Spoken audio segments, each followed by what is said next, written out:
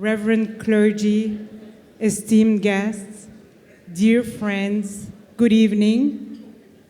My name is Nicole Babikian Hajjar.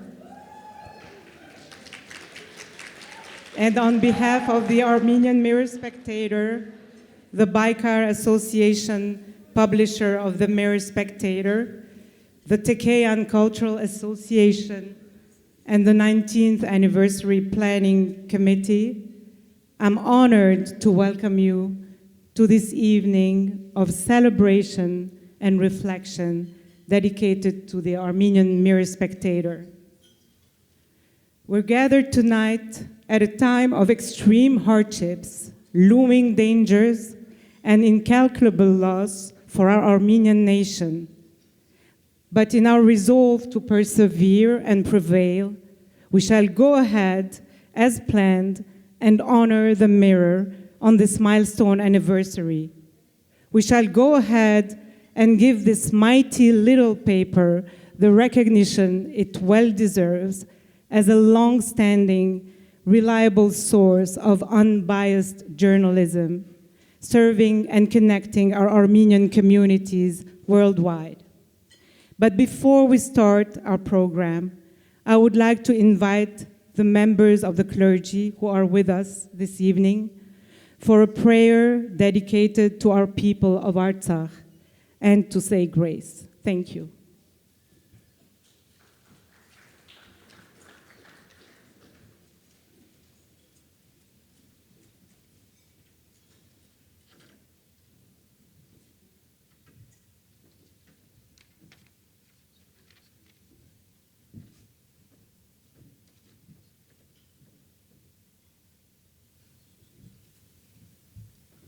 Անուն հոր և որդվո և ոգվույն սրբո ամեն, տակավոր խաղաղության և արդարության մեր օգնագանը, և բրգիչը Քրիստոս Աստված, քու հովանիդ ներքև բարսպելով, բահե քեզի հավատացող ժողովուրդը, մանավանդ Արցախի զավակներդ։ Լսե, փեգյալ սրդե փխած մեր աղաչանքը, և երկնային քու անսպար ողորմությունդ, ցողելով զորացուր մեր բոլորին հավատն ու հույսը, և ամրաբնթե, Թաթեոս և Բարթողիմեոս քու սուրբ առաքյալներովդ, լուսավորված հայ ժողովուրդից սիրո գաբը ի Հայաստան և իսպուրս աշխարհի։ Բարեխոսությամբ երկնային սուրբ զորքերուդ, քու և բոլորիս մոր սուրբ Աստվածածնին, Սուրբ Գրիգոր Լուսավորչին և բոլոր սուրբերուդ, դնորինե բարին քու սուրբ անվանդ երկրվակողներուն, որբեսի բոլորին շրտներեն բարձրանա քոհության և փարապանանքի օրներկություն ամենասուրբ երորդությանդ, այժմ և միշտ և հավիդյանս հավիդենից ամեն։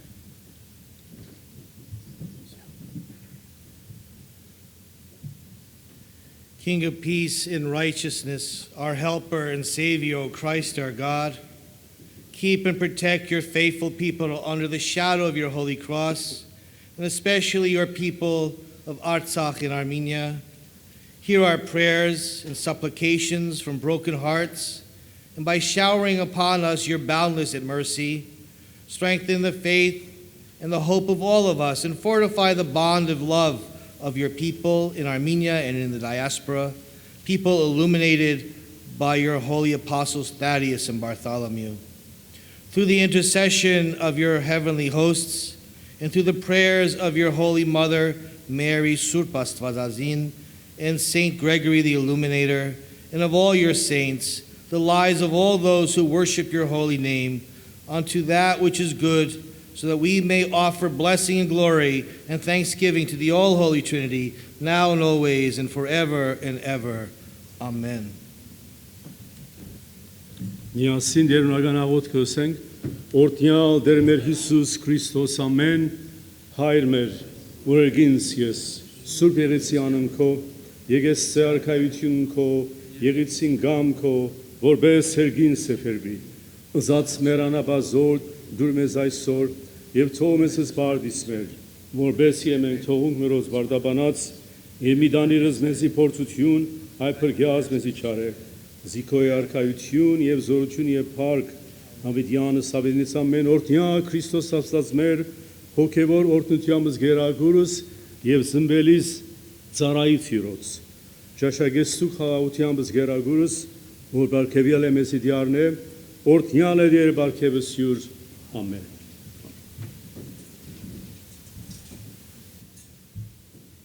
Gracious God, our Heavenly Father, we praise you for the Armenian Mirror-Spectator and the service that continues to provide for over now 90 years. We also thank you for this celebration, and as we gather this evening, we ask that you come to us and bless us with the flavor of your grace and supplement the food that we will take with your heavenly goodness and everlasting love. We pray in your holy name. Amen. Bon appétit, Rametsek, Afare Khojak.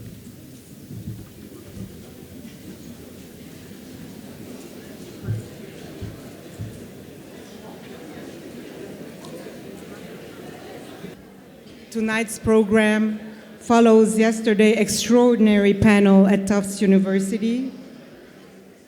And I would like to extend a special welcome to our guest panelists who are with us tonight. Ken Dilanian from Washington, Carla Garapedian from Los Angeles, and Eric Hacopian from Yerevan.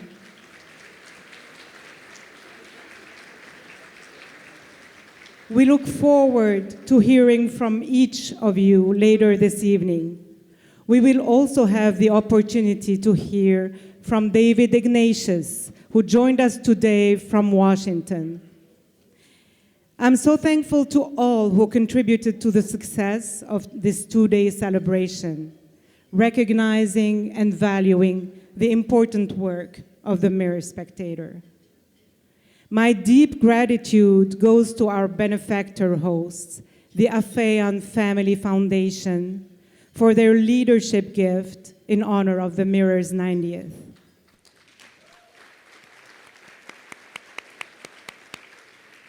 A family of scientists, innovators, and entrepreneurs. Noubar and Ana Afeyan are the quintessential original Armenians. Much as we like to claim them our own Bostonian Armenians, they have pushed the boundaries of their leadership and philanthropy, inspiring and impacting now on the global stage with the Aurora Humanitarian Initiative, among others. Most recently, the Afeyan Family Foundation announced a commitment of $2 million to help the forcibly displaced people of Artsakh. We couldn't be prouder.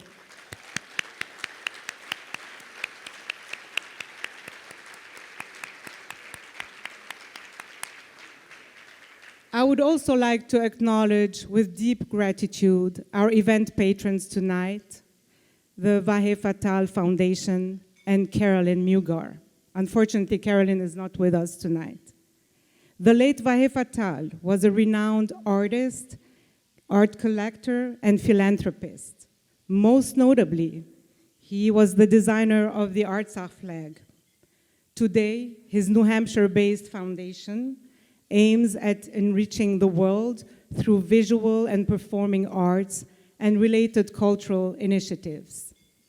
As for Carolyn Mugar, she has long been an exemplary pillar of our community, also distinguishing herself with her remarkable environmental activism within Farm Aid and the Armenia Tree Project. I would also like to thank from the bottom of my heart the countless donors and supporters who overwhelmed us really with their generosity. In leading this 9-month effort, I was helped by a group of amazing volunteers, my fellow planning committee members. Please rise to be recognized. Please stand up.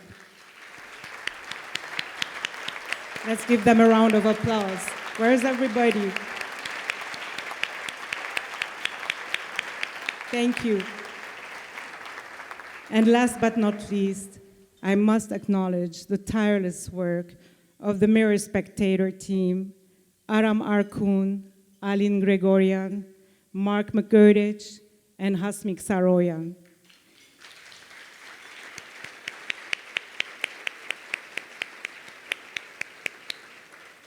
And my sincere gratitude to Kevork Marashlian, chairman of the Baykar Association. Thank you.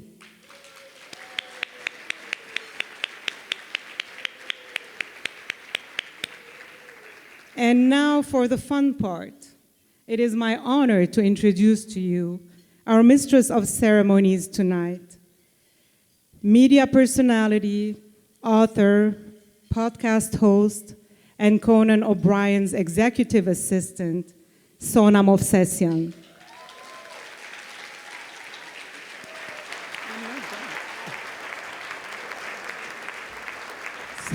Sona eagerly agreed to join us from LA to orchestrate our celebration tonight, leaving behind her husband with toddler twin sons. Thank you, Sona. We truly appreciate your enthusiasm to take some time off from motherhood and host tonight's show. Well, you probably all know that Sona is the one who put Armenia on the map of the Conan O'Brien show back in 2015. Woo! In fact, Conan was the first American late-night host to broadcast a show from Armenia. And he was certainly the first one to say, "I'll eat your liver," a literal translation of the Armenian expression of love, jigere to them. But one thing you probably don't know about Sona is that she was a national speech champion. I read it in her highly entertaining and quite self-deprecating book titled The World's Worst Assistant, where she reveals many of her other trade secrets. But enough said for now. Ladies and gentlemen, please join me in welcoming the marvelous Mrs. Movsesian.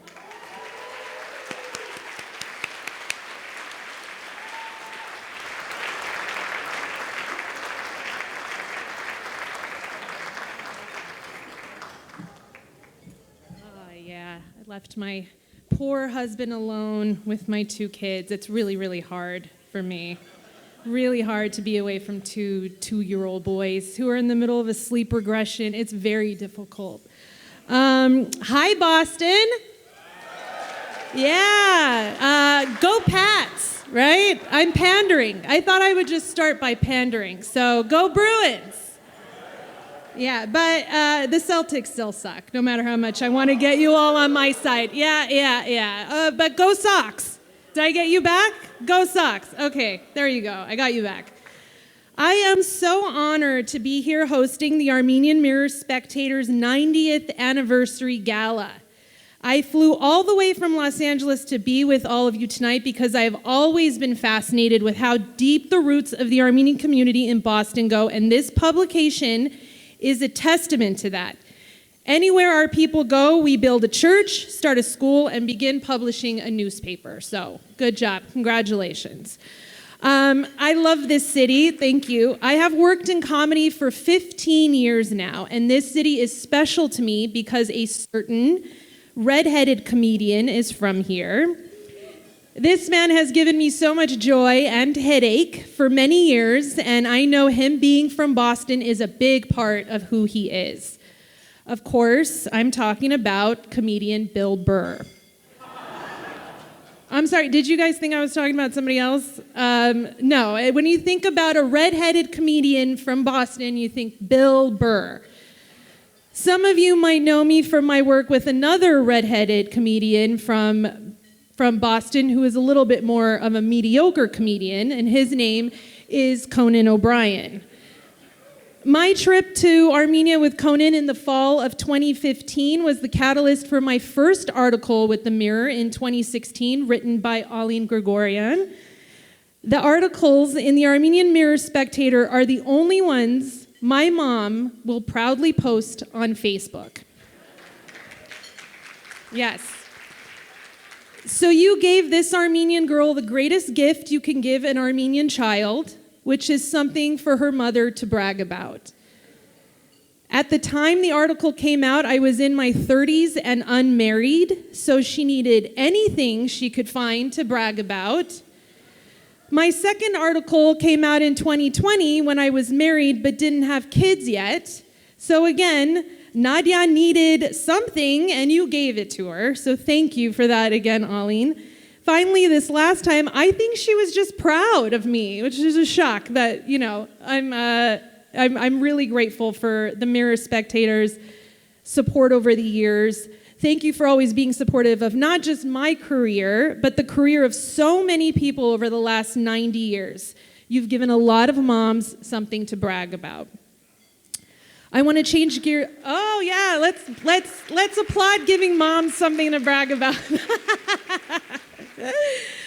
I want to change gears for a second and say the last 3 years have been especially tough for Armenians all over the world. We've watched what's been going on in Artsakh with grief and heartache, but this gala is an example of how we can mourn together as a community and find each other to heal.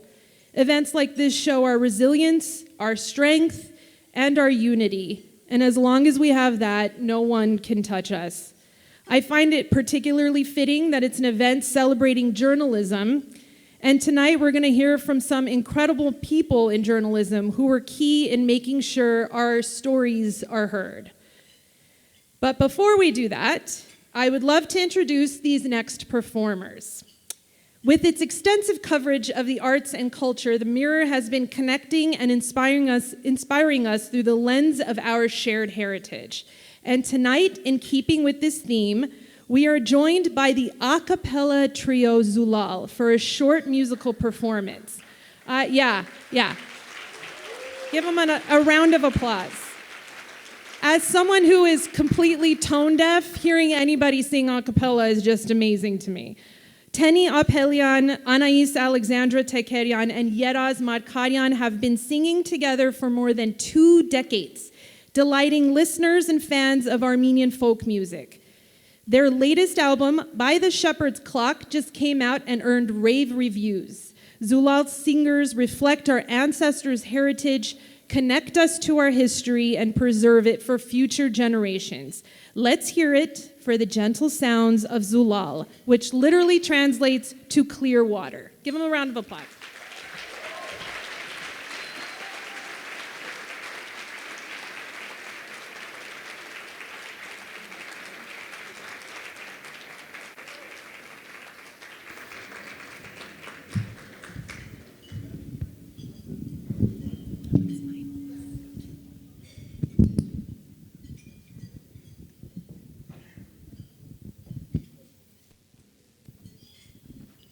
Hello, good evening to all of you. We're very happy to be here with you today. We will be offering you 3 folk songs this evening, the first of which is Ari Im Sochag.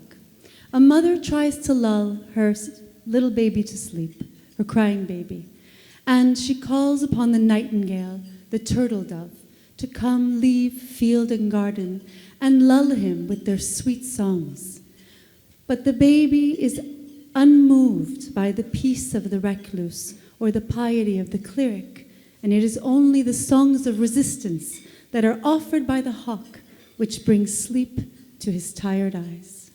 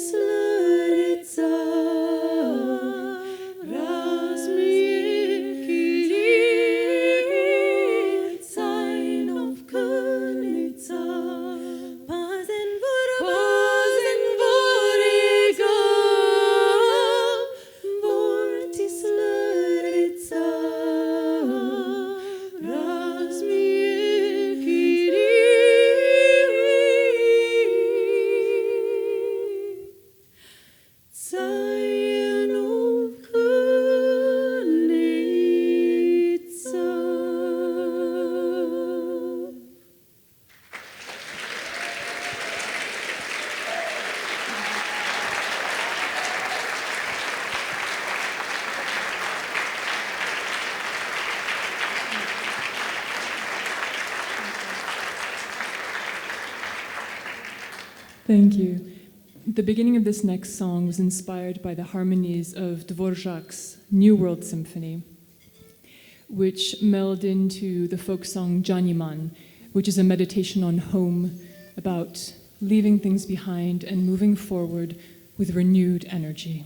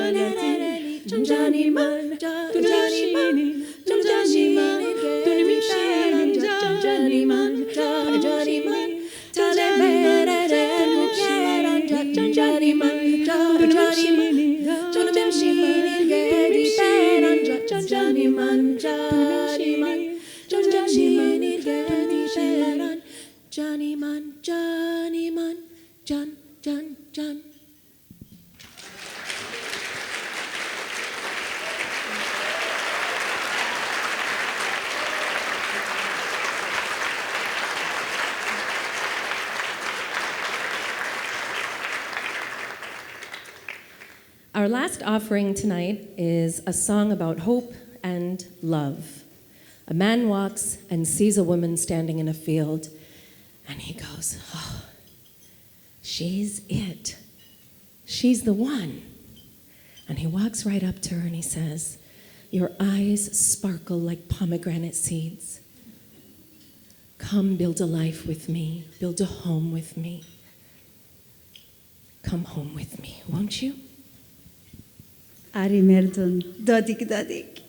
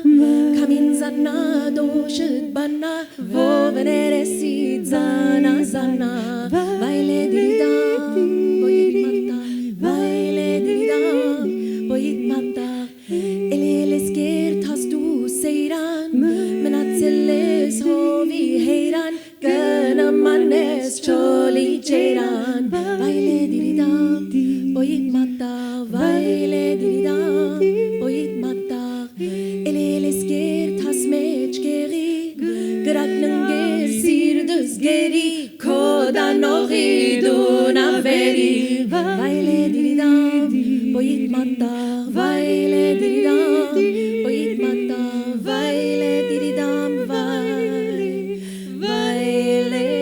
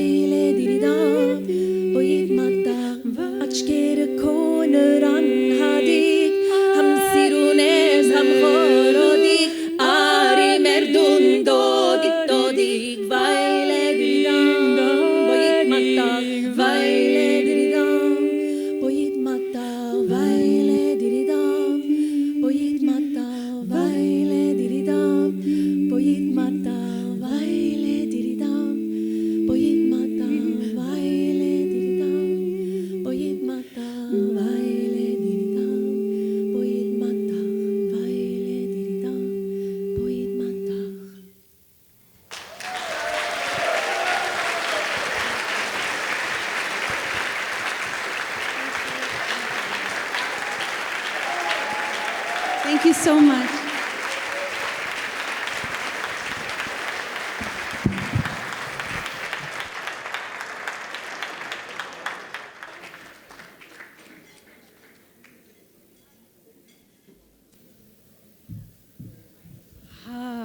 Eyes sparkle like pomegranate seeds. What? Why has my husband never said that to me? Wasn't that beautiful? Yeah. Again, yes. Again, please check out their latest album, By the Shepherd's Clock. It is just, that was stunning. Thank you so much for that. So to present our first award for the night, I want to bring up to the stage a long-standing member of the Mirror team. Aram Arkun is the managing editor of the Armenian Mirror-Spectator. Yes.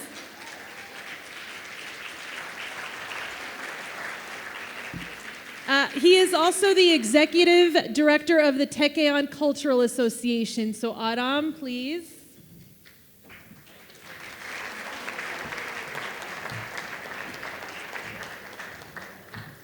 Before I give this award, I just want to mention that we did get a very nice certificate from our famous sheriff of one of the tallest Armenians, taller than Noubar Afeyan even, of Middlesex County, Peter Kudujan. So I'm just making sure that everyone knows. We really appreciate his support.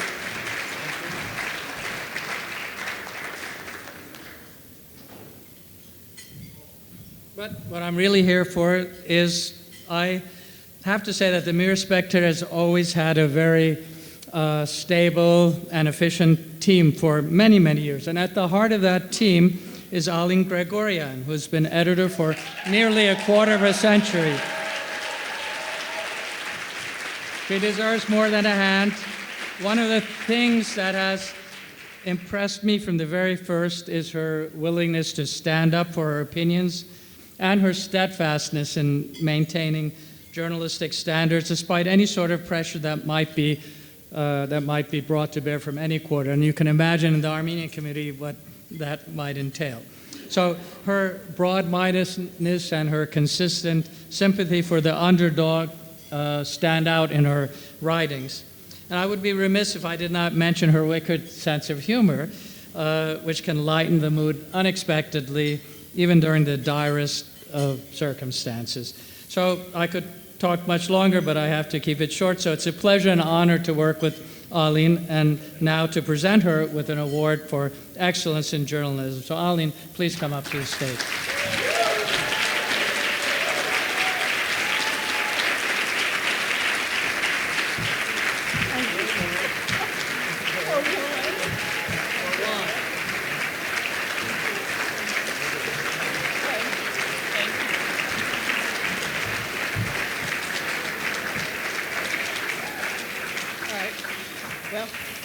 Okay, I'm sorry, I'm really nervous.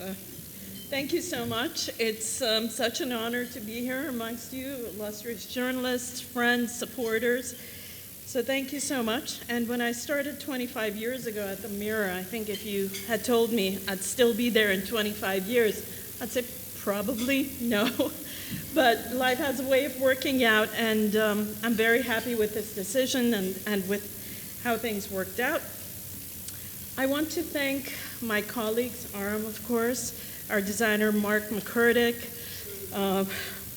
and Hasmik Soroyan, our advertising representative, and I'd be remiss not to remember Edmund Azadian, whose editorials were incredible. They were like a graduate level seminar every week. And I have to say, I'm very proud of what we do. I believe in the mission of Armenian newspapers, and we present local stories as well as international and Armenia-related stories, which show the geopolitical reverberations affecting Armenians and Armenia everywhere.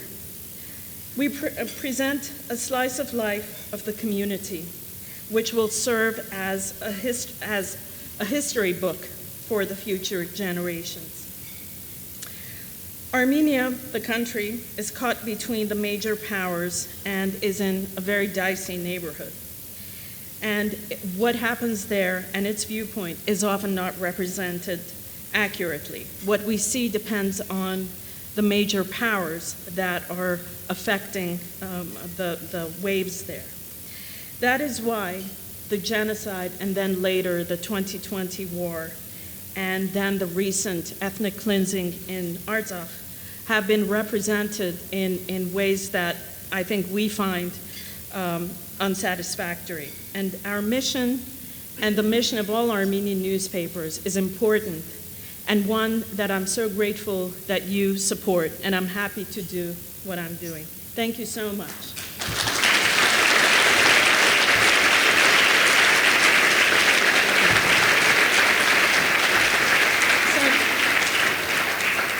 So now I have the pleasure of introducing Barbara. Barbara's father was the founding, Barbara Tellalian, of course. Barbara's father, Elisha Trakyan, was the founding editor of the Armenian Mirror-Spectator. And as a result, Barbara has been helping us, a part of us, for many, many years. And she has advised us and just been wonderful. And of course, many of you know Barbara probably for her efforts regarding the Armenian Heritage Park, which she really was a major force behind.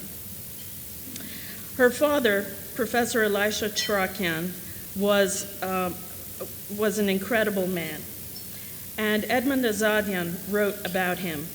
Of the founders, I was closest to Professor Elisha Trakyan, a man who had all the physical traits of the philosophy professor he was: the beard, the pipe, and the antique tie and vest. He spoke deliberately, in a meticulous fashion, finding the most perfect words for every situation. Most of the time, however, the last words of his sentences were lost in the smoke from his pipe. Barbara, please come.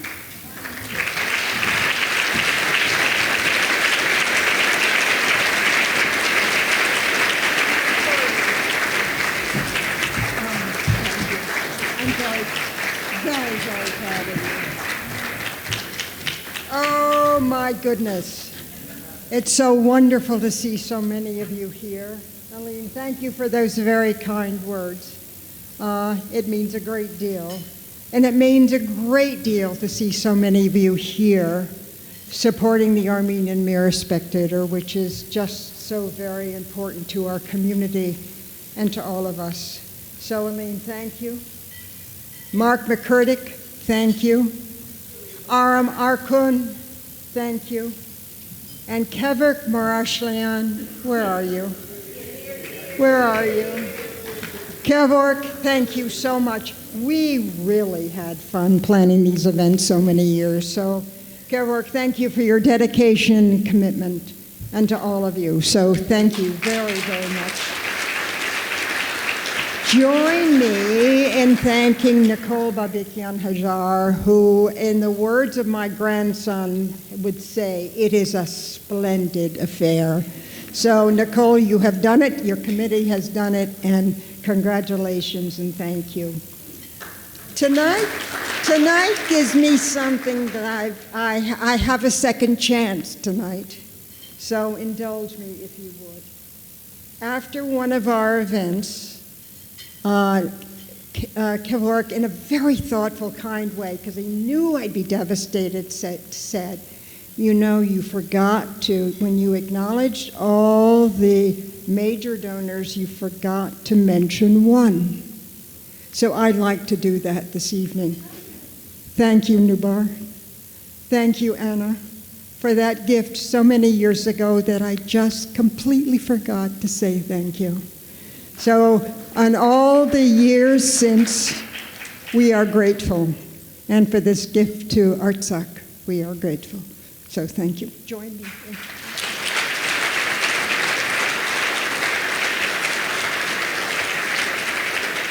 And so we thank each of you.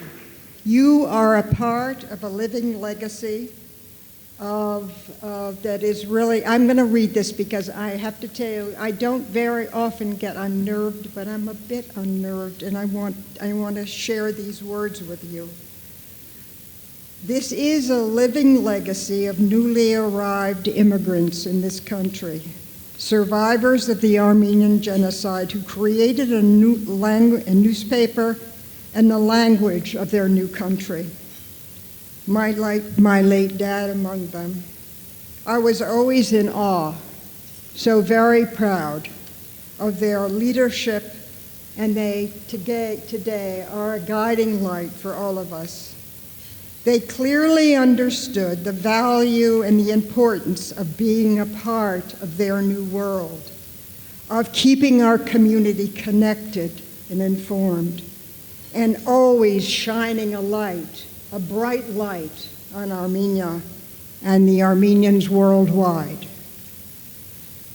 Out of need, they were embracing their new country. At the time, this first English language Armenian newspaper also served to a limited extent to inform those around us, primarily through the local libraries. But today, the Armenian Mirror-Spectator is read worldwide. It has an international following. You are doing, Alin Gregorian, important, extraordinary work, and you are supporting an effort of this weekly newspaper that's so very, very important. So, the Armenian Mirror-Spectator is as vital today as it was 90 years ago. Let this living legacy continue, this shared legacy, with heartfelt appreciation for your commitment, for your generosity. Congratulations and thank you. Thank you, Barbara. And don't go anywhere. Don't go anywhere. For everything you've done, we have a Community Leader Award for you. For everything you've done. Congratulations. Well, thank you. But I tell you, I want to share this with each of you. So come to 19 Crystal and let's have coffee and let's celebrate together. Good night, everybody. Thank you.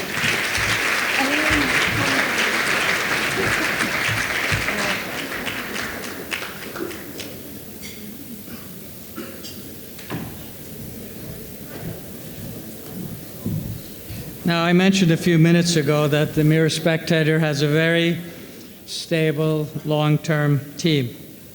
And our art director, McKertich, is the proof in the pudding, being the most senior person in that team. He's been working at our newspaper since 1982, or in other words, for over 40 years. And he follows in the footsteps of his grandfather, who worked for decades at Baykar, which is the Armenian language publication of the ADL. Mark, he's a wizard at design. Anything that you ask him to do turns out beautifully. And thanks to him, our print edition is very attractive and visually well designed. Anything you give him, we are very blessed to have his talent on. Now I'd like to ask Mark to come up for a moment to the stage. Mark?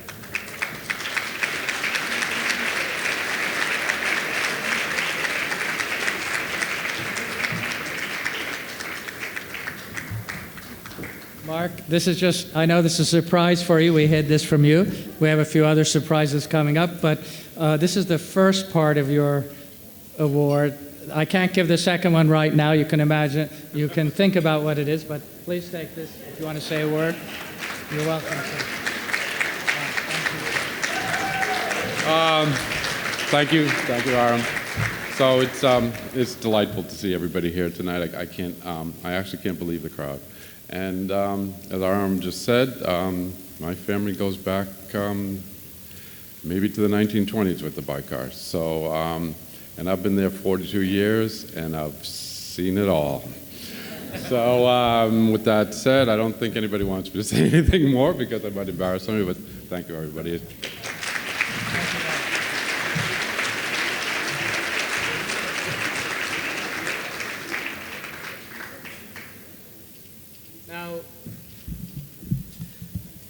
Now we talked briefly, Alin mentioned Edmund Azadyan, and Edmund Azadyan was involved with the Mirror for many, many decades. He came in the 1960s. He was sort of a major presence in the newspaper, and it's still hard for me to imagine. I still sometimes start typing out emails, and my fingers start typing out his email address because we would all talk to him several times a day at the minimum. So it's something very hard for us to deal with. And we prepared, we have a great video correspondent in Washington, Aram Nahabedyan, who prepared this little tribute about Azadyan.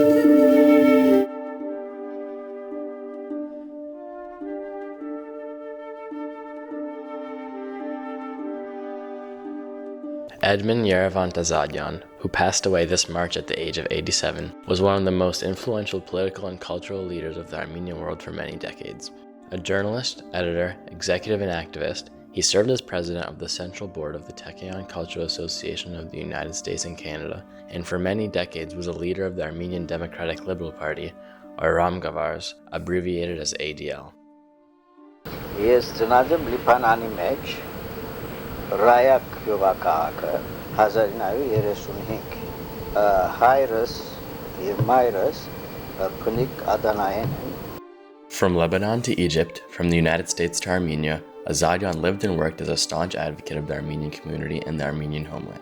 Azadyan's thoughts and insights were reflected in his countless essays, many of them published by the Armenian Mirror-Spectator over the decades. He worked ceaselessly to the very end of his life. As senior editorial writer and guru for the Mirror-Spectator, Azadyan published his last editorial only 2 weeks before his demise. Many of his newspaper articles and essays were published as monographs, in English and in Armenian. Ես բավական վատ բնավորություն ունիմ, քրազները շատ չեմ բայել, բայց այդ վատ բնավորության ողջի ունիմ լավ բարեկամներ, որոնք միշտ կհավաքեն քրազներս եւ կներկայացնեն, որպեսզի խմբագրեմ եւ հրատարակության տամ. After working for the Beirut paper Zartong, and then as editor-in-chief of Cairo's Arev newspaper, Azadyan came to the U.S. in the 1960s to work in Watertown, writing for Baikar and the Mirror-Spectator, all ADL papers. In 1973, he moved to the Detroit area to work as an administrator for the great philanthropist Alex Manoogian. Azadyan played a key role in setting up a museum and a community center in Detroit and ran a weekly wit radio show. He served on the AGBU Alex and Mari Manoogian School Board since 1972, supervising its Armenian Studies program and serving as director. I just think it's wonderful to see all these people here to pay a tribute to Edmund for all he's done, not only for Masko and the Manoogian family, but for the entire Armenian community. His connection to Armenia was very strong. In the Soviet era, he helped get the diaspora familiar with many Armenian cultural figures. As one of the leaders of the Armenian Democratic Liberal Party, Azadyan was instrumental in establishing the Osk newspaper in Armenia after independence in 1991. As the leader of the Hacopian Cultural Association, Azadyan extended support to the schools of Armenia and Artsakh, particularly those which became named after poet Vahan Hacopian. Azadyan authored a volume about this poet. A staunch supporter of preserving the Armenian heritage in the diaspora, Azadyan wrote extensively in Armenian, mainly Western Armenian, seeing his mission as a struggle for the survival of this unique Armenian tongue, while also supporting Armenian culture through work in English. He supported and participated in the Tekeyan Cultural Awards in Armenia as a means of helping intellectuals and strengthening Armenian culture in the independence period. Համաշխարհային չափանիշով դարողություն ստացած է մեր գազագերբությունը, որովհետև աշխարհի ամեն կողմեն Թեքեան ներկայացուցիչները եկած են միասին դոնախմբելու 70-ամյակը. Azadian was the recipient of many honors, including an honorary doctorate from Yerevan State University, the St. Sahak St. Mesrop Medal from Catholicos of All Armenians Vaskan I, the Movses Khorenatsi and the Serving Armenia Presidential Awards, the Hagop Megabart Medal from the Armenian National Library, and the diamond-studded Ararat Medal from the TCA of Armenia. He was married to the love of his life, the talented artist and teacher Noubar Afeyan, for many decades until her passing in 2021. The memory of Edmund Yerevant Azadian will remain bright in the grateful hearts of the Armenian people in the United States, Canada, the Middle East, and the homeland of Armenia.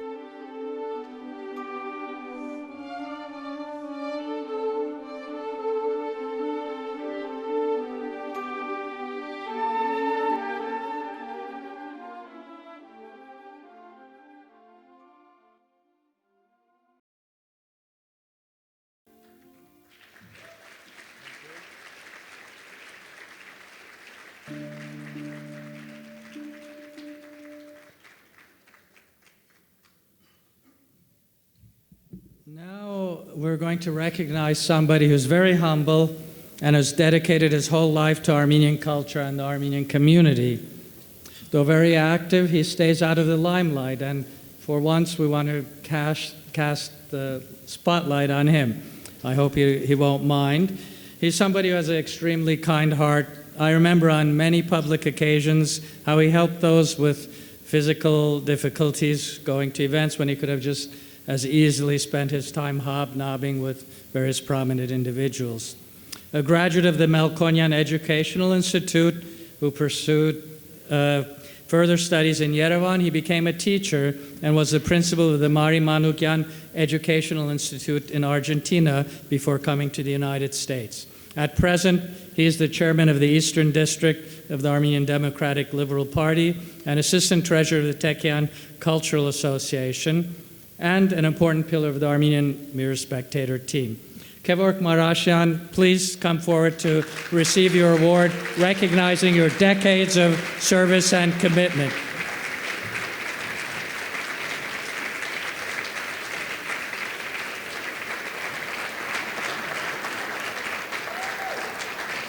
We had to do it, Kevork, I'm sorry.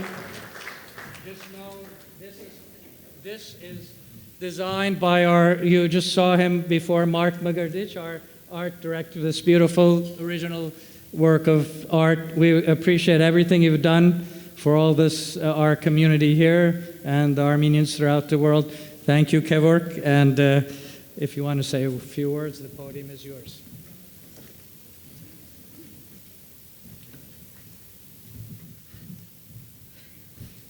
This is out of the program.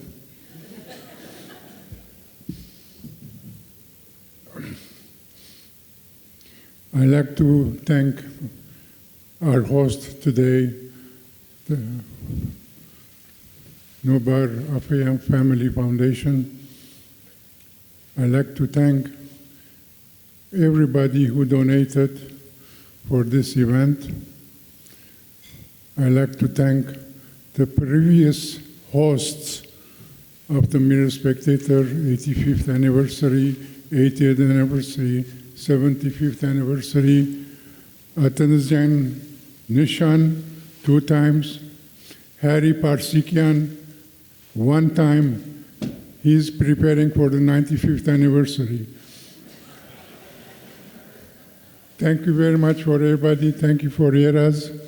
I met him first time in Washington last December, and this is a good for the community, but as you know, we are dealt with another crisis in Armenia and Karabakh, and we have to deal with it also. Thank you very much, everybody.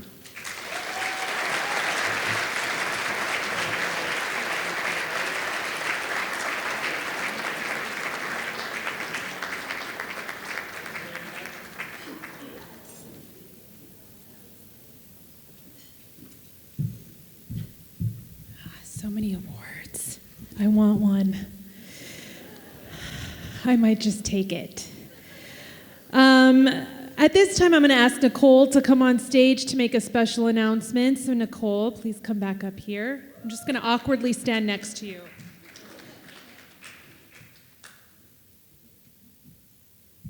So what do you think the announcements of Nicole can be?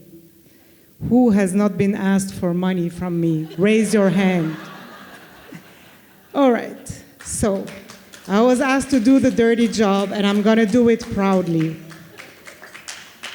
As most of you know, on September 25, a deadly explosion took place at a fuel warehouse near Stepanakert, the capital of Artsakh. People were lined up to fill their cars as they were forced to flee their homes and evacuate their homeland Artsakh, heading to Armenia.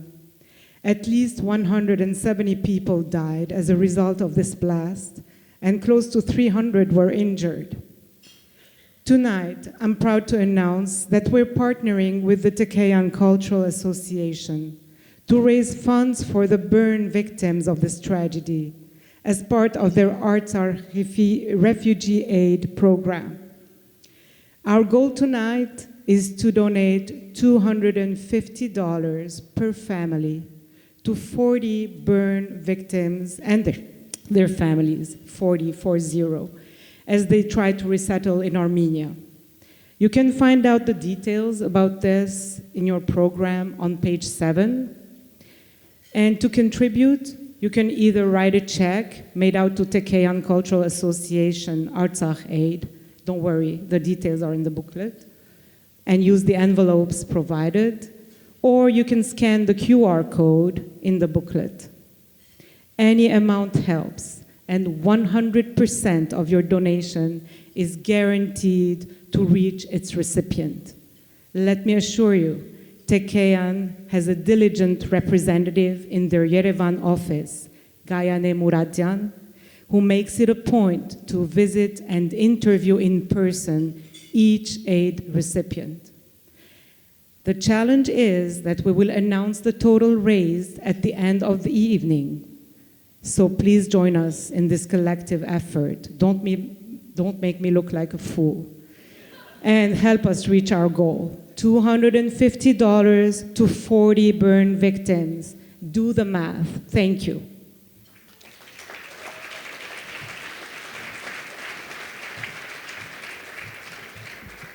Okay, now we're going to take a short break to eat some dinner. And I know you all are itching to talk to each other and catch up. So we're going to take a break and come back in a little bit with the second portion of our program. And dinner will be served, right? No one's answering me. Okay, so you'll eat. You're going to eat something. Thank you. We'll be back. Before we continue, I want to mention, before we forget and we make the mistake of forgetting, to thank the Hajjar Family Fund for being an event patron sponsor of this event. Thank you so much for your generosity. Thank you so much. I also want to mention, I know Nicole mentioned it before we started eating dinner, but there are envelopes and that you could put donations in for victims of the Stepanakert explosion. There's also a QR code on the last page of the program. If you don't want to donate that way, you can just pledge an amount. So you could put that in the envelope, the amount you want to pledge, and then we'll just take that into consideration. So that's a third option if you don't want to do the actual donation today. And we're going to pick those up. I was going to say we're going to pick those up during dessert, but dessert is actually happening, so we're going to just pick them up very soon.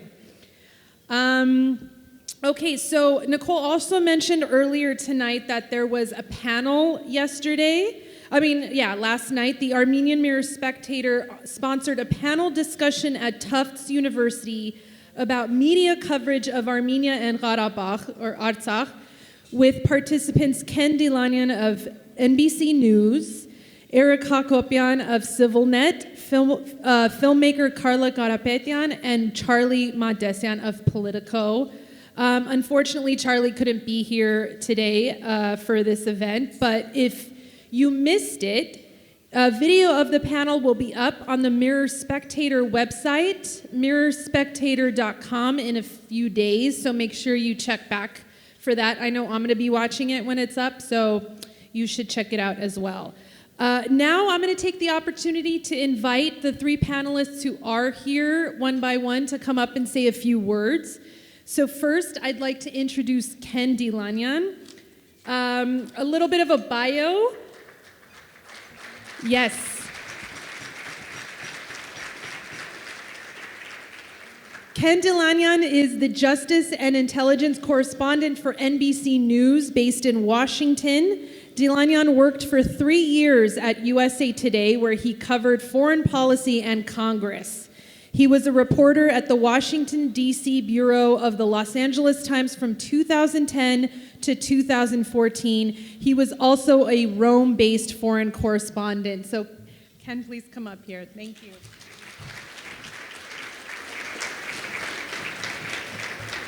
Thank you, Sona. Thanks so much. You know, it's such an honor to be here to celebrate the Armenian Mirror-Spectator, which has such a long and rich history. I imagine my Armenian grandmother was reading it 80 years ago in Jamaica Plain, where my dad grew up. And I want to thank in particular Aram Arkun for inviting me here this weekend. It's been a real treat for me. This is such a warm and welcoming community, and it's been really fun meeting so many of you. It's been great. So obviously we're living in very difficult times as two dangerous and destabilizing wars rage that directly implicate American interests and U.S. national security. And you know, last night during our panel at Tufts, we talked about how the wars in Israel and Ukraine have made it even more difficult to attract news coverage to the plight of the Artsakh Armenians and to the dangerous situation that remains in the region. And, you know, as some of you know, I cover the Justice Department for NBC News, so I'm not involved in making decisions about foreign coverage. But in preparing to come here, I spoke to my colleagues in London who do that work, and they told me they are following the situation very closely. And in fact, NBC News has done some television reports and web stories about it. But they say the story of the Armenians is just being eclipsed right now by these other conflagrations, and they don't expect that to change in the near future, as difficult as that is to hear. My colleague who covers the State Department in Washington says that you know, there's a press briefing there every day, and every day some journalist asks about the situation in Artsakh and in Armenia. So the U.S. government is being questioned about it, and they're following it closely. I know none of this is very satisfying for those of us who care deeply about this issue and wish that the media coverage was more thorough and more prominent. I think it's important that all of you keep doing the great work that you're doing and to keep trying to make your voices heard on behalf of Armenians. Thanks.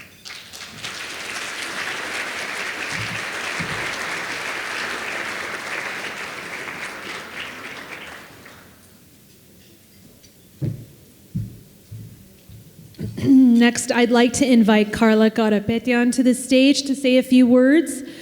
Carla is a filmmaker, director, writer, and broadcaster. She was an anchor for BBC World News and has made several documentaries about Chechnya, Iran, and Afghanistan. Her feature, Screamers, was released in the US in 2006 and received numerous awards. She has been active at the Armenian Film Foundation, founded by her father, Leo Garapedian, in support of the late filmmaker J. Michael Hacopian and his 40-year quest to record Armenian genocide survivors' oral histories. She later became the project leader of the Armenian Film Foundation's Armenian Genocide Testimonies collection, which digitized approximately 400 interviews for the USC Shoah Foundation's Visual History Archive. She founded the Pomegranate Foundation in 2009 to raise awareness through the arts about genocide and intolerance. So, Carla.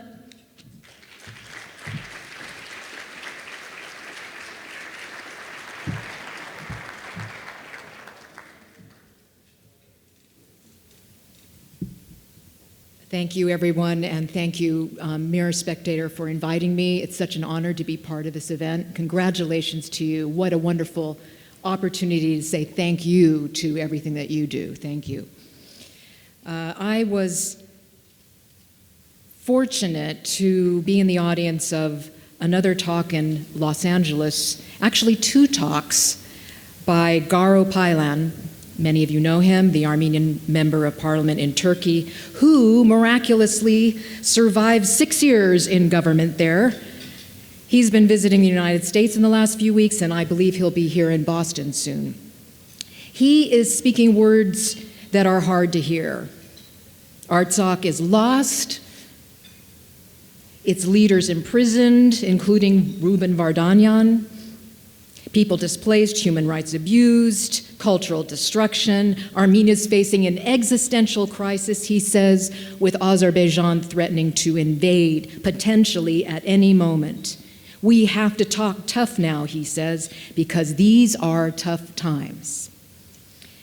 Garapedian asks us, Armenians in America, to mobilize, not for any ideological reason other than to support Armenia in its efforts to survive, to remain intact.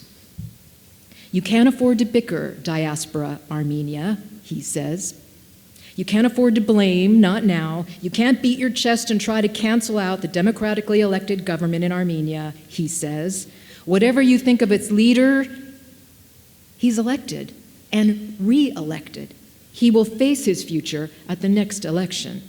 Now, Garapedian says, it's time to think clearly about how Armenians in America, and he looked directly at us, help our homeland move forward.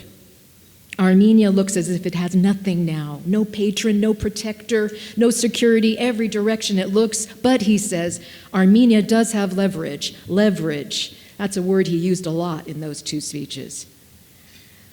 Now, what is Armenia's leverage in these dangerous times?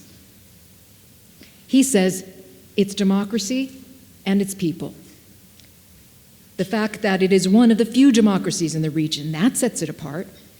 That democracy allows it to be part of Europe. It opens it up to economic growth, which can only happen with the rule of law and the dismantling of corruption. A freer press, freer judiciary, term limits for politicians, no more oligarchic leaders, and if you don't like the leader Armenia has, he or she can be voted out. It is a democratic Armenia that Russia and possibly Azerbaijan fears the most. So do everything you can, he says, diasporan Armenians, to support Armenia's democracy. We can't become prisoners of our resentment, he says, or we will lose Armenia. I don't care who's prime minister, he says. I care about what will happen to Armenia now. Russia would like nothing better than for Armenia to go backwards and become the Belarus of the Caucasus. Belarus, an authoritarian government tied to the hip to Russia. Armenia must now play a balancing act between Europe and Russia. Not easy. But it has another kind of leverage, its people. They are forging ahead, creating true economic growth. Would you believe in the face of this crisis? Attracting capital, expanding their capacity, give them 5 to 10 years, and Armenia will be unstoppable if the country stays intact and Armenia and the diaspora do not forsake its democracy. Keeping Artsakh Armenians in Armenia must also be supported, he says. We don't want them to go to other countries. We need them. Garapedian believes the plan to invade Armenia, agreed by Erdogan and Putin in Sochi not that long ago, he claims, is looming. And the only way to stop it is for us, Armenians here in America, to make some noise and hold the Biden administration to account. Show them that we care about the territorial integrity of Armenia. We want Biden to draw some kind of line, at least to say, don't, Turkey and Azerbaijan, don't even think about invading Armenia. Garo thinks our silence, our lack of resistance, our feeling of being victimized, even our complacence to a certain extent, is dangerous. It's sending a signal, it's creating a vacuum, and he's asking us to mobilize and pressure Washington. And for good reason. Because right now, Azerbaijan and Turkey are what Salpi Gazarian calls sore winners.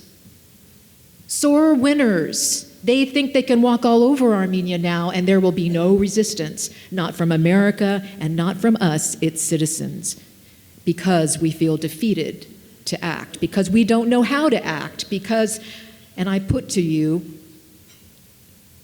maybe we don't know how.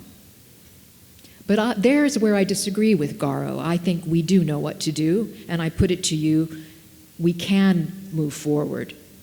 The world noticed when hundreds and thousands of us went to the streets in 2015 here in America, and all over the world to commemorate the genocide. Oh yes, the world noticed back then. We were everywhere.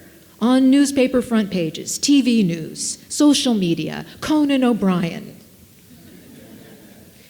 When the Pope and, yes, Kim Kardashian tweeted to her 60 million followers she was commemorating the Armenian genocide, the world took note. We did that then because that cause was our heart and soul. We had to do it for our grandparents, for our ancestors. But now, with Armenia's future on the line, we're being asked to do the same. Pressure, make some noise, vote with our feet. Kardashian tweet. Make sure our elected officials know without any doubt whatsoever that we care deeply about Armenia's borders. Armenia is our heart and soul. Like its people, it must survive. It's our homeland. We will not be bystanders. It's our existential moment, but we've faced these moments before. How do I know? Because I'm looking at all of you and this venerable newspaper, which has chronicled for almost a century our hopes, our dreams, our trials and tribulations, and yes, yes, yes, our glorious survival. Let's tell our American leaders what we Armenian Americans think.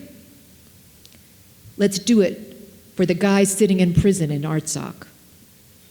Let's do it for Ruben Vardanyan.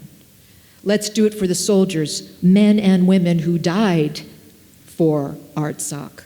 Let's do it for Armenia. Thank you.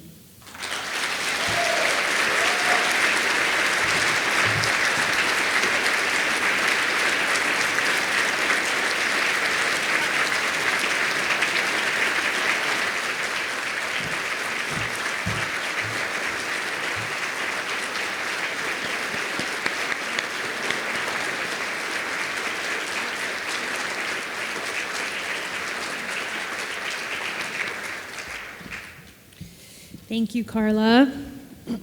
Our final panelist that I'm inviting up is Eric Hacopian. Eric is a political analyst and consultant with 35 years of experience in American politics. He is the owner of EDH and Associates, a Southern California-based Democratic consulting firm. Eric has consulted and worked on campaigns in the United States from the presidential to the local level. Since 2017, he has been living in Armenia with his family and is currently the host of the Insight Show on CivilNet television, offering weekly analysis and commentary on Armenian and regional politics. Please welcome Eric to the stage.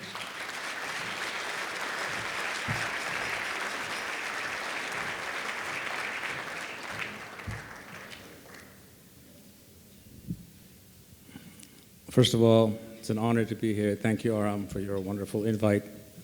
Thanks all of you for being here and doing your part in the greater, both local and greater Armenian cause. You know, I was sitting down this afternoon making some notes about what I should talk about, and I didn't want it to be anything clinical, so I wanted to speak a bit from the heart. I there was a phone call that I got, and I haven't shared this, frankly, with anyone except my wife, and I thought this was a good opportunity to talk about it.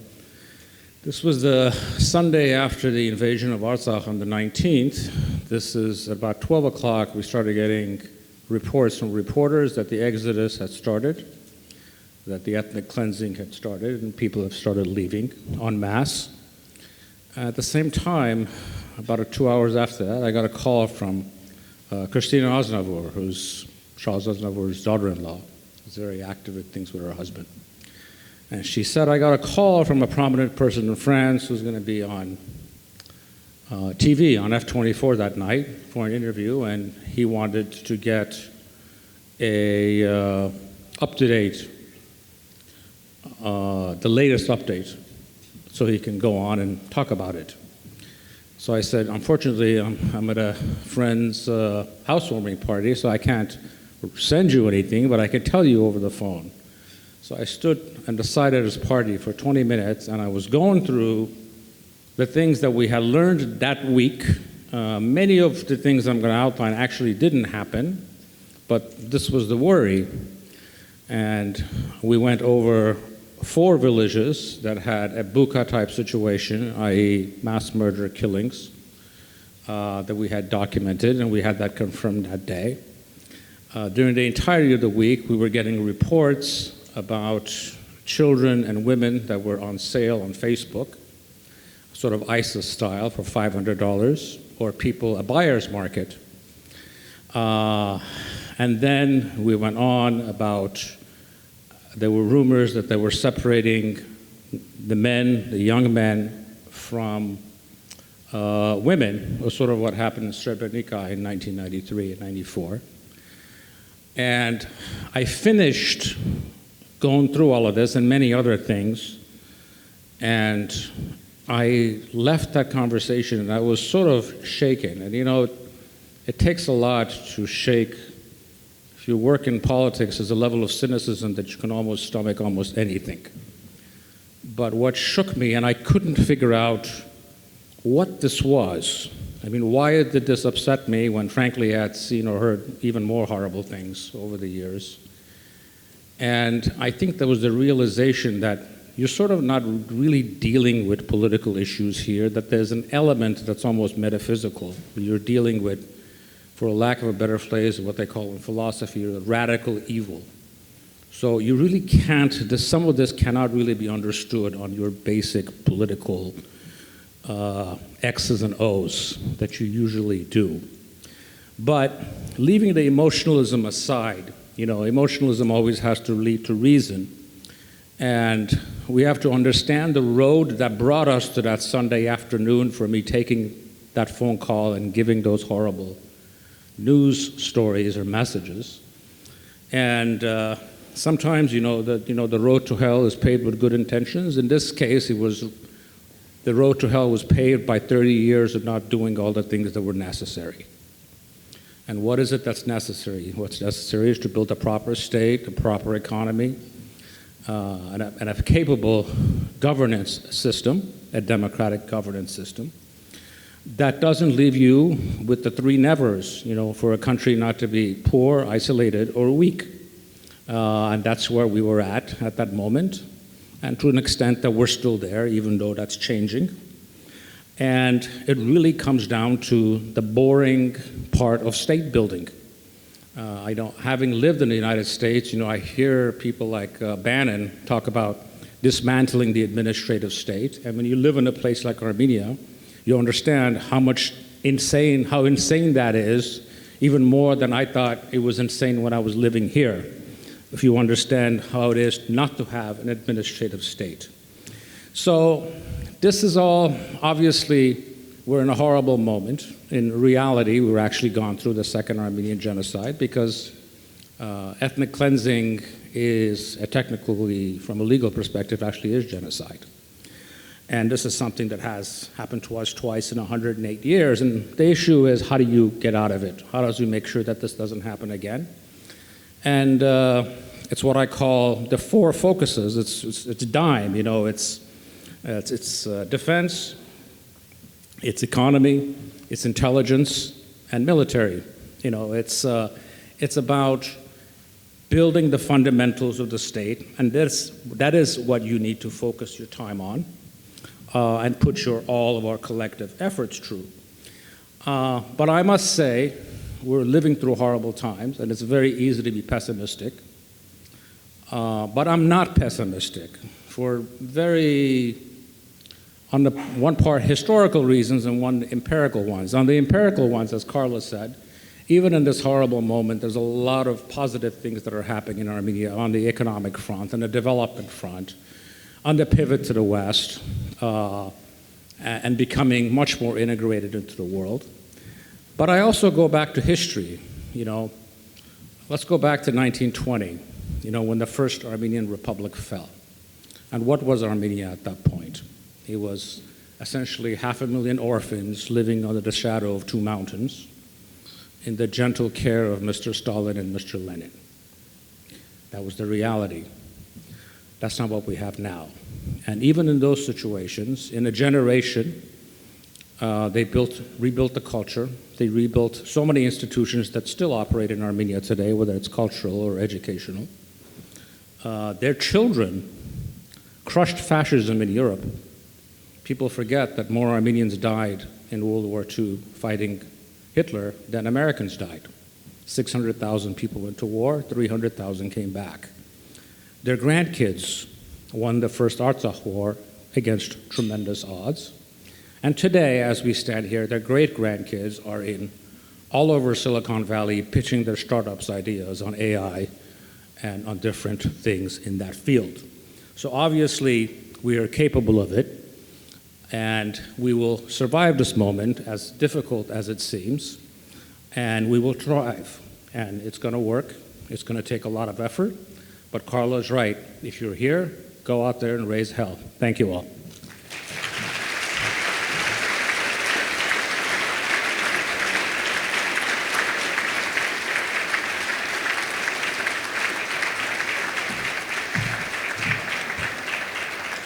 Thank you, Eric. So that was all of our panelists again. If you want to watch the panel that they had yesterday at Tufts University, you can go to the Mirror-Spectator website, which is mirrorspectator.com. It will be there in a few days, so if you want to hear more of these incredible voices speak about this, about what's happening in Artsakh, please make sure you take a look at that. I would like to now introduce another very esteemed member of a very esteemed member of journalism. Another esteemed journalist who is here. I've had some wine. I'm sorry. As the night progresses, I'm not going to lie, I've been having more and more wine. So let's just hope I can get these words out. David Ignatius is a foreign affairs columnist for the Washington Post and a novelist. He has written 11 novels, including Body of Lies, which director Ridley Scott adapted into a film.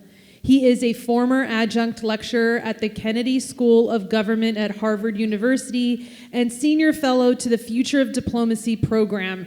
He is the son of Paul Ignatius, a former secretary of the Navy and former president of the Washington Post. He has spoken out often for the need to recognize the Armenian genocide, which his father's family survived. He is a former executive editor of the International Herald Tribune, so please help me in welcoming David Ignatius.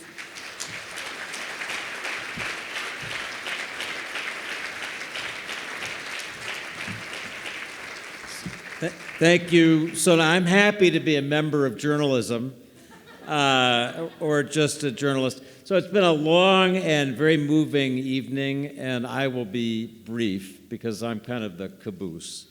I want to begin by sending you greetings from an Armenian institution even older than the Mirror-Spectator, namely my dad, who Sonia just mentioned, who will celebrate his 103rd birthday in 2 weeks. So, Armenia endures, and that Armenian endures. I also want to share congratulations to the Mirror-Spectator from my sister Sarah, the former executive director of Nasser, who's here tonight, and from all of my family. So I'm a newspaper man and an Armenian American, so I love the Mirror-Spectator twice over. The fact that this paper is still going strong after 90 years is a small miracle in a business where so many newspapers have died. The Mirror-Spectator survives because it is like the Armenian community. It serves, it's smart about how it does that, it is driven by facts, it embraces its community, it knows what it stands for, and it never gives up. So to Alin and Aram and all the staff, congratulations.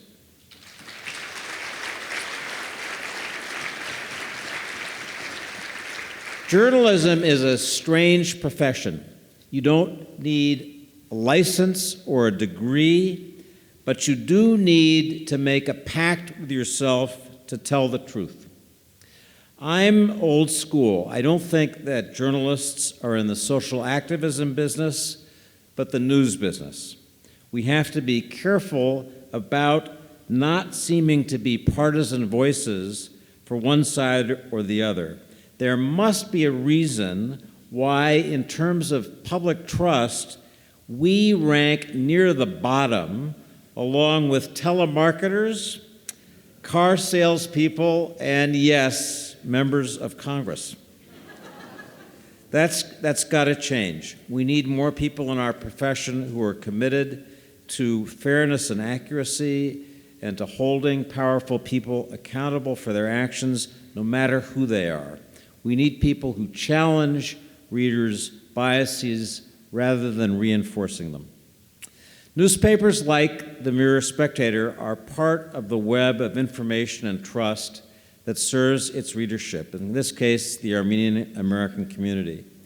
Let's take this issue of the paper and see what you find in it. You can read about French weapons for Armenia and also a thoughtful warning about the danger of moving away from the historical military relationship with Russia. You can read about Armenia's relationship with Iran. You can read criticism of Prime Minister Pashinyan and a commentary criticizing demonstrators in Toronto who protested against Pashinyan's ambassador there. These articles don't tell you what to think, they inform you so you can think.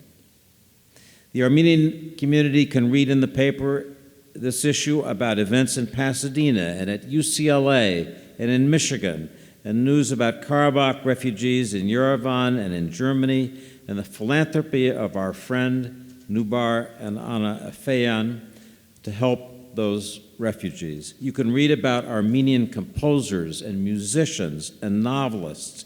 You can find a recipe for delicious Armenian food, thank goodness.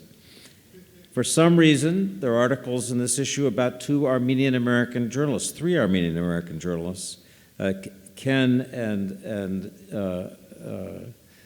a guy named David Ignatius and our other speakers tonight. And there's a memorable piece about an Armenian-led band that toured with the Beatles in 1996. The point is, this is a newspaper that sees the world of its readers whole, highlighting different views and people in the big, enduring story of Armenian life. Over 90 years, it represents an unbroken connection between a newspaper and the community it serves.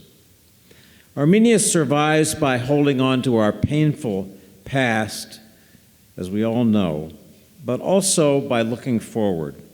A great experience for me has been working with the late Alin Gregorian, Noubar Afeyan, and my dear friend Ruben Vardanyan, now in prison in Baku. in a group they founded called the Aurora Humanitarian Initiative. The idea for this group was that just as Armenians were saved after the 1915 genocide by the generosity of others, we should now, as a strong people, show gratitude in action. That's the phrase that's guided this group, gratitude in action, by celebrating other humanitarians in Africa, Asia, and around the world. That forward-looking spirit of generosity is part of what defines us as Armenians, even in terrible times like this, when we're thinking of the suffering of our own people and Armenia.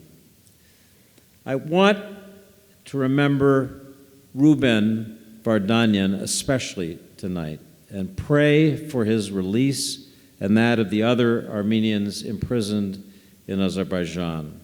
And I want to toast the Mirror-Spectator for doing what newspapers do at their best: provide information, support the community, maintain precious connections, and tell the truth. So thank you.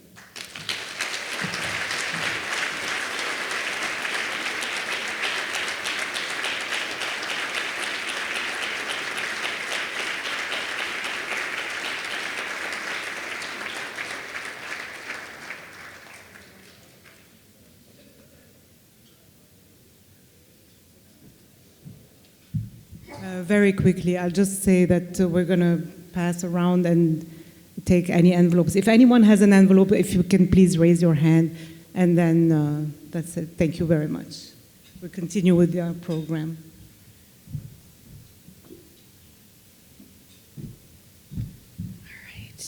Okay. This next person does not need an introduction, but I have one in front of me, so I'm going to read it.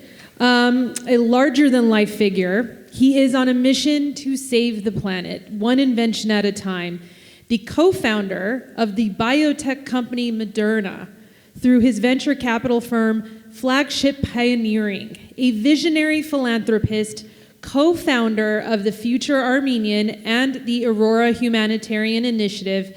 Ladies and gentlemen, please join me in welcoming Dr. Noubar Afeyan.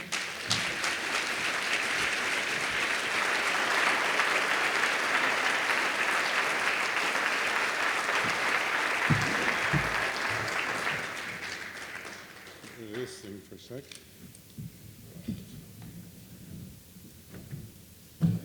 Decorate a little bit, sorry.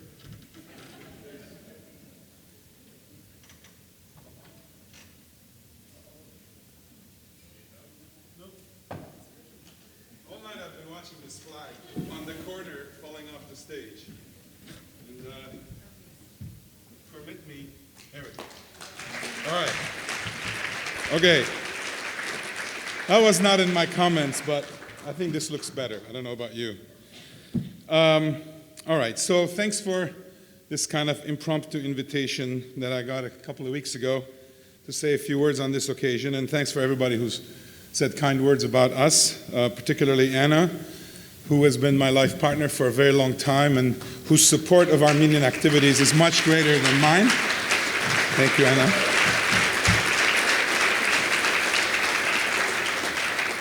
I know that we always, in the Armenian population, and I mentioned this in other talks, measure people by how Armenian they are. We're very, very good at arithmetic. We measure half Armenians, quarter Armenians, eighth Armenians. Anna has 4 Armenian kids. So I don't know what that makes her, but we can do the math. I'm very glad to be here to celebrate this. We participated in prior Mirror-Spectator commemorations, and it's a very special publication to us, to me, having lived here for 40 years in Boston. Throughout the 4 decades, I've read the Mirror-Spectator, remarkably, and I can tell you it's probably the only newspaper that I read. And much of it was in paper, most recently electronically, and everybody who's worked in the Mirror-Spectator really has been a voice for the diaspora. I've been on occasion mentioned, as David just said, in the newspaper, whether it was related to our family foundation support in Armenia, or about Aurora, or even about a recent pandemic and a certain vaccine. I guess I should pause, first of all, given the demographic in this room, to make sure that you, in fact, are following the CDC's recommendation and that you're protecting yourself. If you were much younger, A, you wouldn't have been here, and B, you wouldn't need the protection, but I would say you should be cautious, both with the flu and with COVID. But coming back to the paper, I want to admit that among all the articles that I read that said a little bit about me over the years and met much more about much more worthy people, the ones that I loved the most were about 30 years ago, when I was a dancer in the Sayat Nova Dance Company, and this paper used to cover our performances.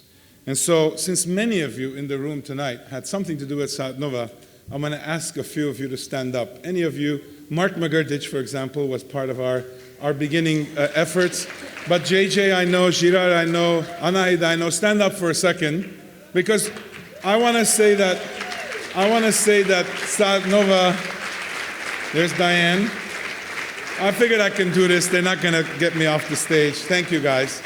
Sayat Nova's beginning was covered by the Mirror-Spectator, and they used to have pictures of us at the Hat Shell the very first time we performed, and I must say, you can't do better than that, and that was great, as Armenian Americans.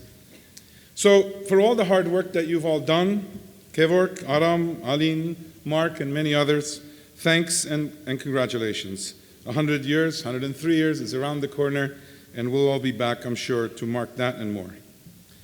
And as you heard already, so I don't want to go on too long. First, I have to tell you that every time I give a speech, I tell people, if you want me to talk for a very short period of time, put me before dinner, because I'm usually hungry. After dinner, it's at your own risk. If you want to listen to me for a while, put me at the end. So I'm just kidding. I'll hurry up. So we're in a tough period, as has been mentioned, and the role of journalists is more important than ever. Everybody always says that, but unfortunately the next day it's even more important. These are absolutely, in my view, unprecedented turbulent times. And they're unprecedented because they've taken us from a zone of high risk to a zone of uncertainty. Actually, nobody knows what's going to happen next. No world leader, no pope, no scientist, nobody. And all humans are trying to convince each other that they know and that they should be listened to. But in fact, this is total chaos, in my view. And journalisms need to cover chaos with as much adherence to the facts as David said. I consider him kind of the leading light in this area, as opposed to joining the chaos and adding to the actual fear or adding to the uncertainty by just making stuff up, which is what's happening today. You can call it opinion journalism, you can call it whatever you want. But in fact, this is a time where we just need people to just share facts, and people have to figure this out on their own. We have issues in Ukraine and Russia and a war, Syria, Yemen, Israel, Palestine. And obviously, as we heard tonight, one that afflicts us terribly, which is the military action that took place in Artsakh and the resultant ethnic cleansing. I, like everybody who's talked tonight, am very concerned about the status of the refugees and also importantly, those illegally detained. And you heard about Ruben Vartanian and many of the other leaders of Artsakh. Former Artsakh State Minister Ruben was detained by force, in my view, for one simple reason, and that is that he is the most renowned Armenian citizen on the planet. Just ask yourself, who is more renowned than Ruben? Who has been on BBC, who has been on Financial Times, who has met state leaders? It's not Henrik Mkhitaryan, although he's probably close. It's Ruben. And they have basically seized the head representative of the Armenian national population, the citizenry, and they will do with him what they'd rather do with all of us, which is the reason why we have to fight back as though it's us. Obviously, our hearts are with Ruben's family. I have the great pleasure of having worked with Ruben and his family for 23 years. You could imagine that not a day, not an hour goes by that we're not either in communication or trying to do something about this. It's a very difficult situation. Azerbaijan, you should know, is a relatively new country. They've been a country in their own imagination for quite a long time, but they've only really become kind of part of the country of nations not for long. They don't have any history of doing this kind of thing. They don't even know how to handle political prisoners. They have their own prisoners, but the external world's prisoners, taking people from outside, and I worry terribly, not to worry you, that the only other example they have they can learn from is Turkey. which is singularly the most miserable country as they relate to political prisoners. So we have to act very carefully. We cannot provoke them, we cannot irritate them, because that's a very different outcome. So we're all going to try to do our best, and I hope and I believe that the Armenian government will be among those who will do their best. And that's what I've been assured. So for all of us who've descended, many of us, from genocide survivors, this decimation of Artsakh is truly devastating and terrifying, even more destabilizing than all these other things. Obviously, we're all asking ourselves, how could this have happened on our watch? How could this happen again? You heard Eric say, and I completely agree with him, this is a second genocide. You know, it doesn't have to be bigger than 1.5 million people for it to register.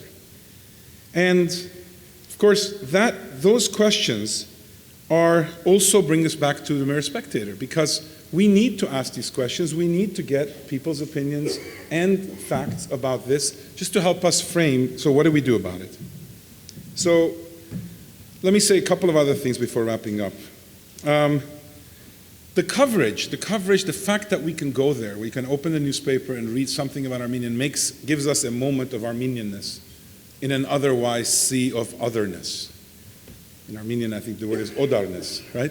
So we live our lives mostly in otherness, and then once in a while in the Armenian microcosm.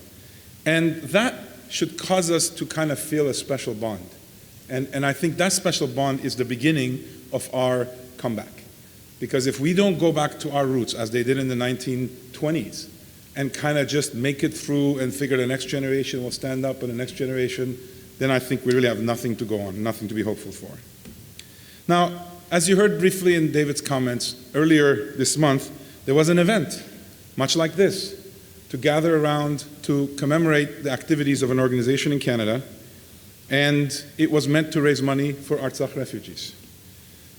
You might be surprised to find out that I was asked to be their main speaker, and I was intending to be that for that night. And what ensued was a protest organized by Armenian youth in this center in Toronto, which you heard covered in the Armenian Mirror-Spectator, which basically blocked the ambassador from coming in. She was the other speaker as well. And essentially the whole thing fell apart. And I did not give my address because it was just an abomination. Now, why do I bring this up? Well, I got tied back to the Spectator again. The very next week, the Spectator, in the form of Dr. Arshavir Gurjan, a friend from many, many years ago, who was a fellow scientist and a professor at my alma mater, McGill, wrote a very good piece talking about our sacred duty to the motherland, to deploy our time and our energy not on these meaningless kind of oppositions of each other, but in fact on far more relevant, urgent problems. And I want to just take the occasion, sorry for being a little serious, to say that this type of internal conflict, this division, this negativity of one another as Armenians, which we've all absolutely lived with all these years and we accept as part of being Armenian, I just feel like this is something that we have to do something about at this time. Let me be self-critical about Armenians. We are in a permanent state of criticizing each other. We made it more than 800 years to become an independent country, but now that the country is facing dire threats, we're criticizing each other, we're criticizing them. That criticism even starts before people finish their idea. We just start criticizing it because we know better. And I recently in Armenia in May gave a talk, I'm sure they're not going to invite me back to that venue, where I basically introduced a new word I want to coin in our lexicon, which is I think that we are professional, we have established a new institution in our civil society. It's called the Knnatadaran. It's basically a court for mutual criticism that is permanently in session. Okay? Just look in the mirror, Spectator, and ask yourselves how many times, as soon as we hear something, we see what's wrong with it and what can be done better. And if it was you, you would have done it differently. And how that allows us to actually work against the same cause is kind of pretty difficult. So, if Artsakh is sending us one message, if these photos that we're getting of these destitute people, it's that we have to unite. We used to unite around recognition of Armenian genocide. We're still doing that. But as a small global nation in a world increasingly hostile or indifference to our existence, this is the only tool we have. So I just have to say that, you know, the rest of the world through the Aurora Initiative, which we've interacted with, sees what we're doing as a weak people recovering from a genocide, standing up and helping folks who are suffering humanitarian crises all around the world with admiration. And we have to deserve that admiration by the way we act. Elie Wiesel, who was the founding co-chair of Aurora, had a very important set of comments. The very little bit of it of which I will repeat, as a Nobel Prize winner, was that he would say that the opposite of love is not hate, it's indifference. And I think we just have to kind of get this to our heart. We have to get activated, but we have to get activated not against each other, but we have to get activated towards what we need, the job ahead. So please take that away from tonight as well. Let's see. The other thing I want to just say is something about, okay, what else can unite us? And that, I think, is one thing for the last 23 years I've been trying, together with Ruben and many others, to advocate, which is that we have to start looking in the future. Armenians are very proud of our history, the little bit of it that we were an independent nation and the little bit of it that we could kind of point to here and there. But in our present is kind of troubled, we have some things to be proud of, some things to be ashamed of. But our future is completely unwritten, so we can just choose our future to be our best moment. And I really would invite us to think about this call to action of a shared future. How do we create this shared fusion? How do we create a vision for this future? If we can't imagine this future, then we're going to stay depressed. That's a pretty telltale sign of depression, is that you can't really imagine a better day. I'm going to cut through a lot of this stuff. I was going to say so much more, but I'm sure you're all tired. The other thing we have to do, in addition to being able to create a shared vision of a future, is to cultivate patience and faith. Patience to listen, even when we disagree, and faith that the very civil debate that we're engaging in is worth the time. We have to have mutual respect, we have to have shared goals, and we have to be able to look for the good in each other, to give each other the benefit of the doubt, not knee-jerk condemnation. You might be surprised that I'm ending the evening by these words, but really, really, if we're going to spend most of our energies criticizing and finding faults in Armenia, in the government, in this, they should have done this, they could have done that, and that's why we're not going to help them, this is going to be very, very hard. It's with these goals in mind that Ruben and I, many years ago, started the project called The Future Armenian, as well as the Armenia 24 initiative. Any of you who want to get engaged in future-oriented projects, please go online and see what the Future Armenian is about. We brought together this spring 200 people from all over the world, Armenians who essentially became delegates to try to talk about many new directions that the Armenian nation could take globally. Let me also say another thing you could get engaged with if you'd like, since you're in Boston. In Boston, of course, we have many universities. One of them, MIT, is close to many folks' heart here. Earlier a couple of years ago, we started with MIT's administration a program called MISTI Armenia. MISTI is MIT's program to send students overseas. And their one of the main destinations was Russia. Well, Russia is a little bit tough to get to these days, and so the students can't go to Russia. And so with the help of Armen, my colleague, we stepped in, set up a MISTI program, and I'll tell you, this is kind of something to be happy and proud about, and I'm saying it so those of you who are interested who have projects in Armenia, you should link up. Basically, every year, 30-plus students are going to Armenia from MIT. They live and breathe the Armenian culture, they make new friends, and they come back with really a level of enthusiasm about the country that's really hard to describe and imagine. They've never heard of Armenia, most generally, and they come back absolutely surprised at the level of science, technology, and just this kind of living culture there that they experience. They really are going to be ambassadors throughout the world for our nation. And by the way, none of them going there are Armenian, which is the point. Ultimately, what we do in the diaspora is going to have to be all about safeguarding the future of Armenia so that we can actually safeguard the diaspora. The future, in my view, will belong to whomever takes it over. I think of the future as an orphan. It can either remain an orphan, or some of us, all of us, can get together and say, let's build this future, and we're willing to sacrifice everything to reach it. And with that, let me just end by a couple of final thoughts. There's a famous short story by William Saroyan that you all know what I'm about to say next. But I'm going to say a little more than he usually said. It's in a piece called The Armenian, and the Armenian. It was written in 1935, and we've all heard of it, and I'm sure many of you have read it. It's deceptively simple. An Armenian passerby recognizes a waiter in a Russian beer hall as a fellow Armenian. Speaking in their native tongue, the two chat briefly, and the passersby's spirits lift. He remarks, "You have no idea how good it is for an Armenian to run into an Armenian in some place far away in the world." But what seems to be a simple encounter is in fact a lot more. It evokes the indomitable spirit of Armenians everywhere. It goes on to say, "Go ahead, destroy this race, destroy Armenia, see if you can do it. Send them from their homes into the desert, let them have neither bread nor water, burn their houses and their churches." Sounds pretty familiar, right? Almost 90 years later. "See if they will not live again. See if they will not laugh again. See if the race will not live again when two of them meet in the beer parlor 20 years after and laugh and speak in their tongue. Go ahead and try to destroy them." So the message is pretty clear from William Sorian. It has never happened that we didn't come back. It never will happen, as long as Armenians come together as people and a nation. That we have this opportunity at this moment is a tremendous gift. It's been hard won. I think of those who've died in genocides, past and present, of those who pushed back against the perpetrators, risking their own lives, of those forced to flee their homeland over the generations, and of my friend Ruben now, held prisoner by Azerbaijani forces. We owe it to them and to ourselves to stand for Armenia, to embrace a vision of the future worthy of our past, to keep believing and dreaming, keep struggling, compromising, insisting, convincing, or being convinced, singing, or doing anything it takes.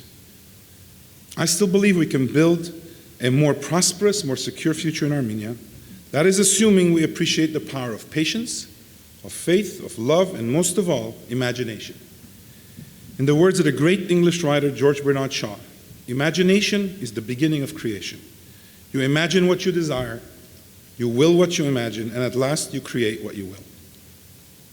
So in closing, let me thank you once again for all you've done for Armenia and to all you're doing now.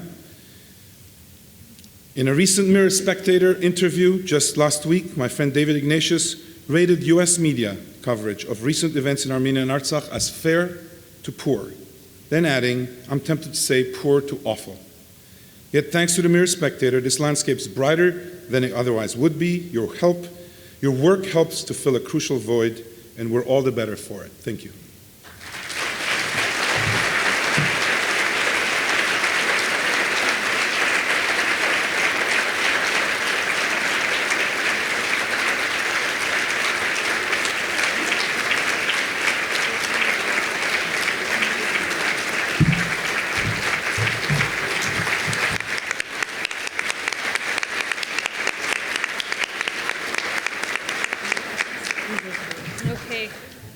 Thank you so much, Noubar.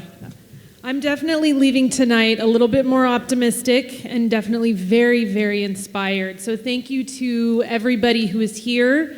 That concludes our program. But before we finish, Nicole is going to tell us the results of our fundraising. So are you ready? Do you think we met our target? Of course. So the final result is $24,530.